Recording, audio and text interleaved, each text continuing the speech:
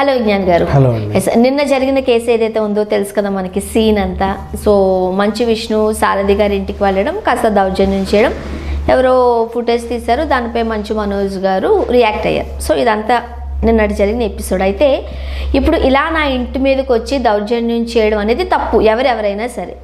దానికి సంబంధించి ఇప్పుడు సారథి కేసు పెట్టడానికి రెడీగా ఉన్నారు అని. యాక్చువల్గా నిన్న మనోజ్ పెడతారు అన్నారు, బట్ తర్వాత అది తూచంది అయిపోయింది. బట్ సారథి గారు సీరియస్గా ఉన్నారు, అండ్ ఇంట్లో ఆడవాళ్ళు కూడా ఉన్నారు కదా, సో కాబట్టి కొంచెం సీరియస్ అయ్యారని అయితే వార్తలు వస్తున్నాయి. ఏమంటారు? ఇదేమైనా ఒక నిమిషం ఫస్ట్ సింపుల్గా కథ వదిలేస్తే జరిగింది చాలా సింపుల్గా. ఏమైందంటే క్రోనలాజికల్గా వద్దాం ఫస్ట్ నుంచి.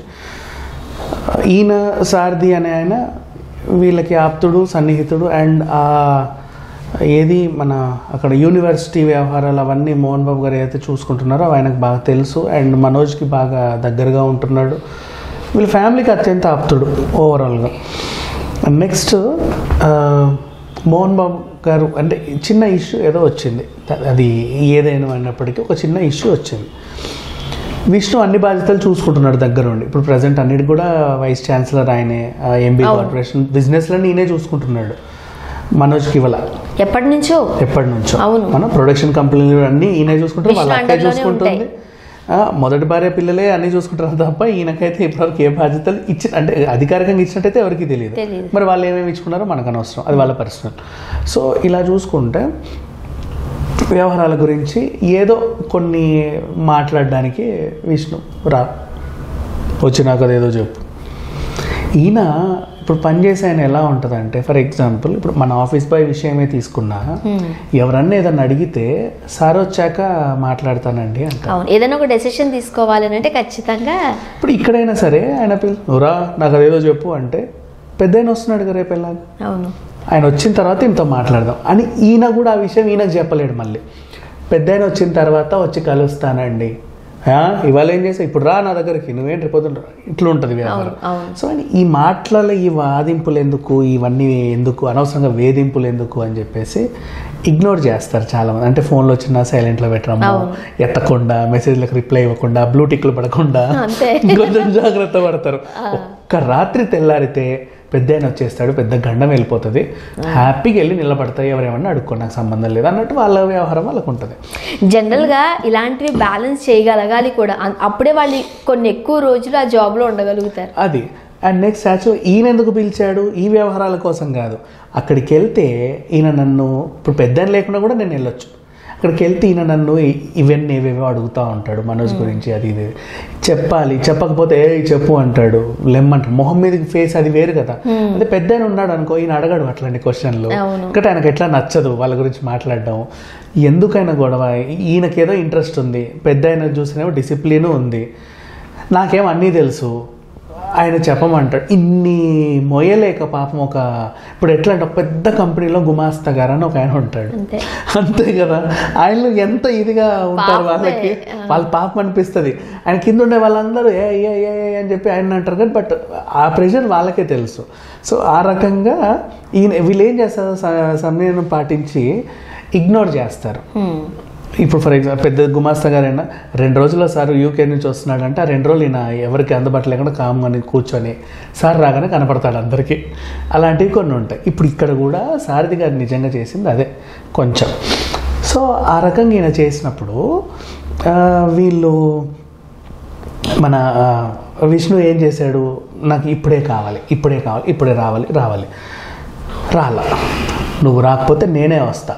కానీ యాక్చువల్గా మన దగ్గర పనిచేసే వాళ్ళ ఇంటికి మనం వెళ్ళాము అంటే మన స్థాయిని కొంచెం దిగజార్చుకోవడమే. నువ్వు హెల్ప్ చేయడానికి వెళ్ళు, నీ స్థాయి పెరుగుతుంది. అంతేగాని వాళ్ళ మీదకి దౌర్జన్యం చేయడానికి వెళ్ళావు. ఇంట్లో ఆడవాళ్ళు ఉన్నారు కాదు, నాకు తెలిసి ఉదయాన్నే అయి ఉంటుంది పాపం, ఆ ఇంటి ఆవిడ నైట్ వేసుకుని పాపం భయంతో ఆవిడ అటు ఇటు తిరుగుతున్నారు. అప్పుడు నీ స్థాయి ఇంకా తగ్గిపోతుంది కదా. అఫ్ కోర్స్ వచ్చాడు, సరే ఏంది పిలిస్తే రావా, ఇంట్లోనే వచ్చినావా, రావడానికి అంత బలుపు ఏంటి, నీ ఇల్లు ఇక్కడే, నా ఇల్లు ఇక్కడే, మన ఆఫీస్ ఇక్కడే, 4 రాలేవా, ఏదో ఇక స్టార్ట్ అయిపోయింది. ఏదో జరుగుతుంది ఇక్కడ, ఎందుకు వచ్చినా కూడా మనోజు ఏదో జరుగుతుంది, ఒకసారి మీ అన్నయ్య వచ్చి గొడవ, తొందరరా, వెంటనే ఆయన ఉంది ఇక్కడే కాబట్టి వెంటనే ఏంటా అని చెప్పి హడావిడికి వచ్చేసాడు. ఇప్పుడు వచ్చిన తర్వాత ఆల్రెడీ గొడవ స్టార్ట్ అయింది. ఈయన చూసేసి ఎంట్రీ గేట్ దగ్గర జరిగింది చూసేసి ఆ చివరికి వెళ్ళాడు. ఇక్కడ ఉండలేడు, ఎందుకంటే ఈయనకు మాటలు లేవు.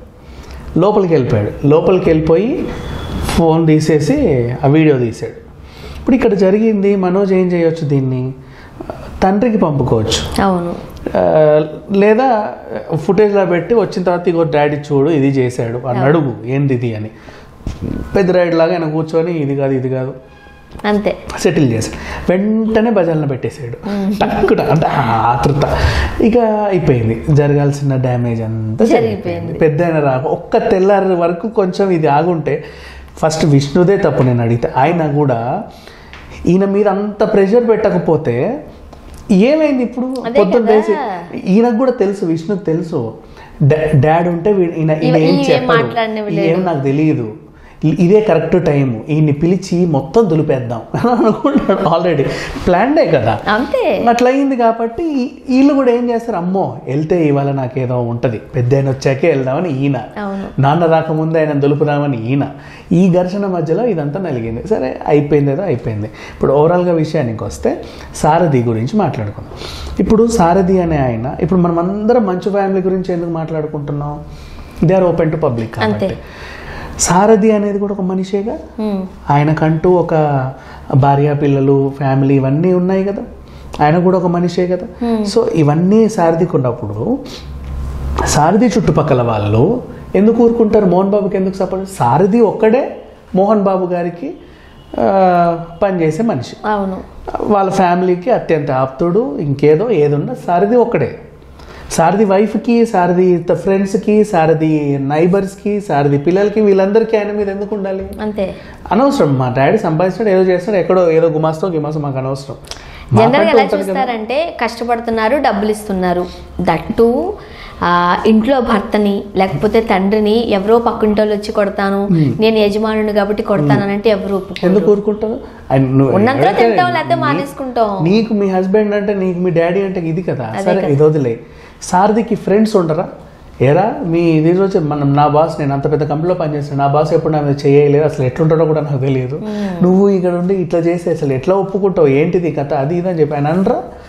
ఫ్రెండ్స్ వీళ్ళంతా రెచ్చగొట్టి ఏమంటారు అంటే, నువ్వు మాకేం చేస్తావో తెలియదు, నువ్వు పెడతావా మమ్మల్ని పెట్టమంటావు, దౌర్జన్యం కేసు పెట్టు అంతే. దౌర్జన్యం కేసు పెడితే ఏంటి, ఇప్పుడు ఐపీసీ సెక్షన్ 351, 352 వస్తాయి. 351, 352 ప్రకారం ఏం చేస్తారు, ఒక 6 నెలలు జైలు శిక్ష వేస్తారు, లేకపోతే పనిష్మెంట్ ఇస్తారు. కంపెన్సేషన్ ఏ ఉంటుంది, పనిష్మెంటే ఉంటుంది. వై? బికాజ్ ఇప్పుడు కంపెన్సేషన్ అంటే డబ్బులు ఇచ్చి నువ్వు ఎవరింటికన్నా వెళ్ళి 4 బాధేసి కంపెన్సేషన్ అని పడేస్తావా? అది కూడా లేదు కదా, శిక్షించాలి, ఎందుకంటే ఇంకోసారి రిపీట్ అవ్వకూడదని. సో ఆ శిక్ష కూడా ఉంటుంది. ఒకవేళ దౌర్జన్య కేసు పెడితే, లేదు పెద్దాని మీద నువ్వు కేసు పెట్టడం ఏంటి, తప్పు, బాగోదు, పెద్దాని మీద పెట్టట్లా, ఎవరేం చేయట్లా, బట్ నీకంటూ ఒక ఆత్మాభిమానం ఉంటుంది కదా, అది కట్టలు తెంచుకోండి కాబట్టే నువ్వు ఏం చేయాలో అర్థం కాక వాళ్ళ తమ్ముడినే పిలిచావు. అండ్ వాళ్ళ తమ్ముడు ఇంకా అగ్రెసివ్గా ఉన్నాడు ఆల్మోస్ట్. సో ఆ రకంగా చూసుకుంటే ఓవరాల్గా ఈయన దౌర్జన్యం కేసు పెట్టించండి అని చెప్పేసి చుట్టుపక్కల వాళ్ళు అంటున్నట్టుగా ఒక వార్త. సో చూడాలి ఏం జరగబోతుంది అనేది. Thank you so much.